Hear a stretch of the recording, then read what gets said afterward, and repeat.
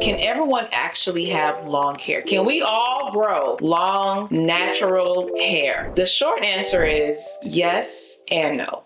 It's kind of both. Let me explain. Y'all ready? NappyFu checking in. Let go. This week I was inspired by the book of Psalm, chapter 121, verses 1-2. I lift my eyes to the hills. Where does my help come from? My help comes from the Lord, the maker of heaven and earth. Amen. Welcome to my channel, y'all. If you've been rocking with me for a minute, hey! And to those who are new, thanks for letting me be all up on your screen, and I hope you like today's video. My name is Grace, but I'm known in these streets as NappyFu, which means nappy for you.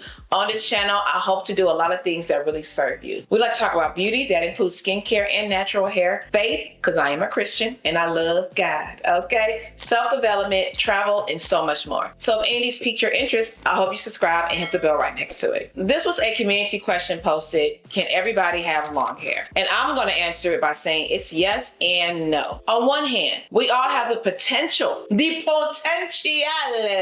to grow long hair, regardless of our hair type, regardless of our texture. The potential is there, okay? But just like with dating a guy who has a whole bunch of red flags, but you wanna say that's still potential. No, there are some people who are just not gonna get there. There are a lot of factors that play a part, like genetics, lifestyle, and health. Don't believe those people who say genetics don't matter. Don't trust them. Genetics does play a big role in determining our terminal length. What is terminal length? It is the maximum length your hair will grow before it phases out, or better yet, before it falls out. Some people are just genetically predisposed to have shorter hair. I do quotation marks because what really determines what is long and what is short? I can have hair to my shoulders and that's considered long. I think it's perspective. Then there are other factors that play a role too, like nutrition. Eating a diet that's rich in vitamins and minerals, fruits, vegetables, protein is essential to healthy hair. There are some people who eat none of that and yet you see they have long hair. And y'all want to say genetics don't play a role. Okay, that's fine. But there's some people that eat nothing but that and their hair is not down to their butt. It's not down to their ankles. It's not down to their toenails. It's to the middle of their back or it's to their shoulders. Doesn't mean something is wrong. It just means that might be their terminal length. Then there's hormones. This thing that bothers a lot of women. I mean men too. But women, we got it a lot more, okay? Hormonal imbalances affect so much. But since we're talking about hair, we'll focus in on hair. It can lead to hair loss and it can lead to slow hair growth. And I feel like it's one of those silent haters. You don't even realize that's the reason. You don't realize it's playing a role in the slowness of your growth or the loss of your hair. But to make sure it's that, you do gotta go see a medical professional, okay?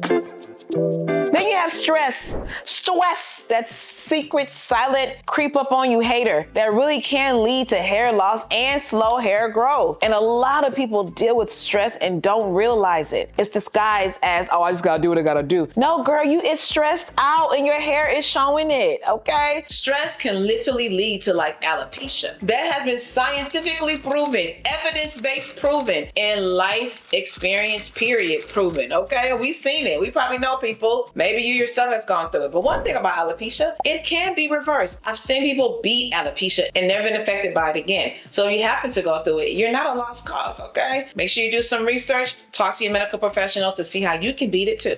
I have a whole video on why you should not sleep on the silent hater called stress and how it affects our hair growth and just our health overall. So make sure you check it out. Then there's some medical conditions that affects the growth or the non-growth of hair, like thyroid disease. That affects hair growth. So there's so many things that plays a role, which is why, yes, everyone could have long hair, but again, no, it really just depends. No one is entitled to long hair. So your mom can have hair down to her butt, but you, her first daughter, second daughter, third daughter, don't. But here's your brother, the last born, and he has long hair like your mom. Y'all all have the same genetics, but there's other factors that play a role as to why your hair has not grown to your butt like it did for your mom and it did for your little brother. So you have things like hair care practices. The things we do and the things we are not doing can affect the health and the growth of our hair, like overstyling, using harsh chemicals, not protecting our hair from the sun and other environmental damage, can all lead to things like breakage, breakage, excessive shedding, and splitting. Let me go back to the chemicals though, because my first thought when I was researching this was hair coloring. I know the community is on the fence about this. Some believe you can have healthy hair and have your hair bleached to the brightest blonde ever. And some believe it's a no-no. It's a heck no. It's a heck to the no. It depends. Because I've seen people on both spectrums. I've seen people have colored hair and their hair worsened. It's getting worse. But I've seen those who have colored hair and it looks healthy and fluffy and it's retaining length very, very well. What is the difference between these two? I think it's the practices, the hair care practices. One thing that all people with colored hair can agree on is when you have colored hair, you do gotta do a little extra, okay? And when you stick to it, then you see success with your colored hair. But if you're not consistent with it, then you won't. I hear you breathe, but I can't see if you're right here next. I know long hair is still the greatest desire for a lot of people. So here are a few tips that have been proven to work for women based on their experience. Again, I don't know the genetic mechanism. I don't know any of those details. These are just practices they have tried and they say gotten them out their growth plateau. Eating a healthy diet that's rich in vitamins, minerals, and protein. Exercising. Stimulation goes a long way for our hair. Managing your stress levels. If you can bring it down to a negative, that'll be really good, okay? Easier said than done, I know, but still, try to do it. Getting regular checkups, getting a scalp checkup and your health, getting those labs done, getting with the BMP, all that stuff checked on a regular basis, because you want to make sure your levels are where it needs to be. When it's not,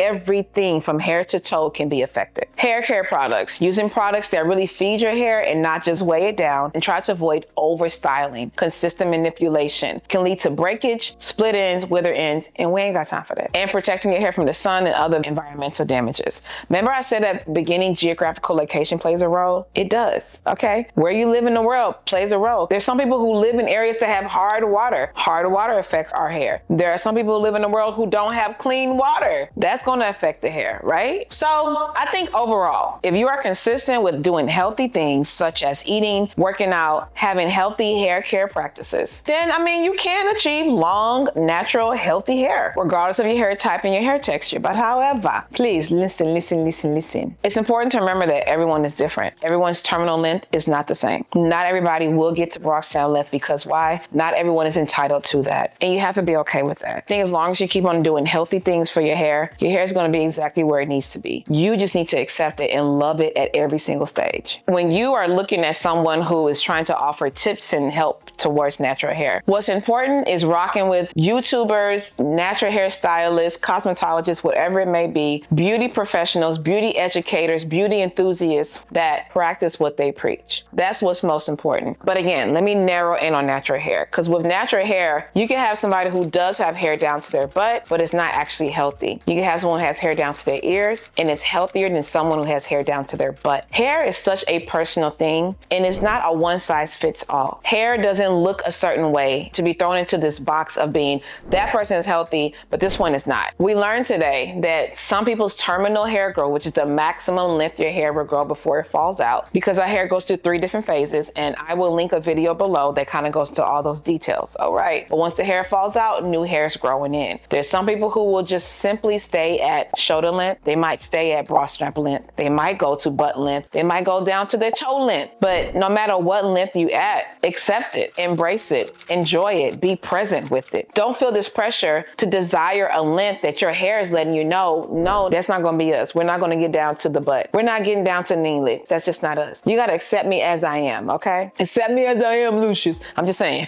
You have to accept me as I am. And that's how our hair growth is. Some of us put so much pressure to grow this long hair just like so-and-so and so-and-so. But you don't really know what grew that person's hair. They give you all these tips. That's great. But have it in the forefront of your mind that your hair is going to grow to the length that is its terminal length. That is it. That's what it's going to do. And that has to be enough. You feel me? So for me, I've got my hair down to bra strap before, and that's the longest I know my hair can get to, down to my bra. And I'm okay with that. I'm happy with that because it's healthy hair. My main goal is to maintain healthy hair. I've had my struggles. I received my relief, and that's the kind of things I like to share on this channel. I struggle with length retention, and now I'm having some relief because I went back to my previous practices, okay? I've struggled with split ends, withered ends, damaged ends. Now I'm keeping up with my trims. I've shared about that before. I've struggled with itchy scalp and sores in my scalp. I've talked about using sulfur 8 and Nazarol for that. And I'm scratching my scalp right now. I need to take my braids down, girl.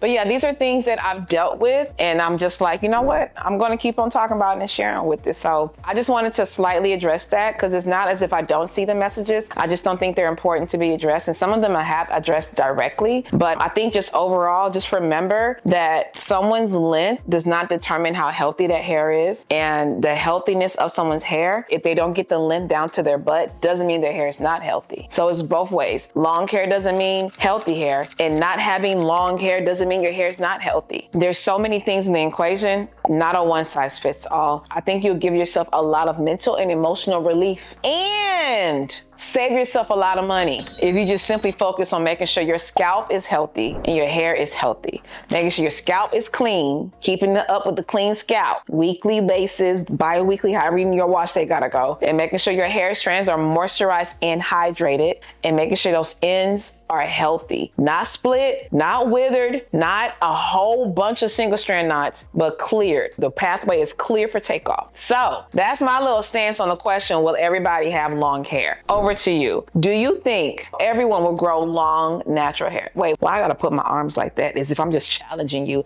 I'm not, girl, relax. It's okay. I wanna know from y'all. Do you think everybody can have long, natural hair? If so, let me know why in the comment box below. And if not, let us know why in the comment box below. And especially for those who have done in-depth research, you are a hair chemist, you're a scientist, you're a cosmetologist, whatever it may be. Give us the facts, okay? Give us the facts in the comment box below. Trust me, your response will definitely help another person out. Thanks in advance. All right, y'all. So I'm about to just go ahead and lay down and snuggle up on my little couch over here. I'm just comfortable chit-chatting with y'all. I got all this stuff in the background. That's how y'all know I'm comfortable. All right, I will holler at y'all on the next one. Until then, remember, my cousin, my sister, my friends, in order to have healthy mind, body, soul, spirit, hair, skin, everything, you got to do healthy things consistently, okay? NappyFu checking out. Deuces.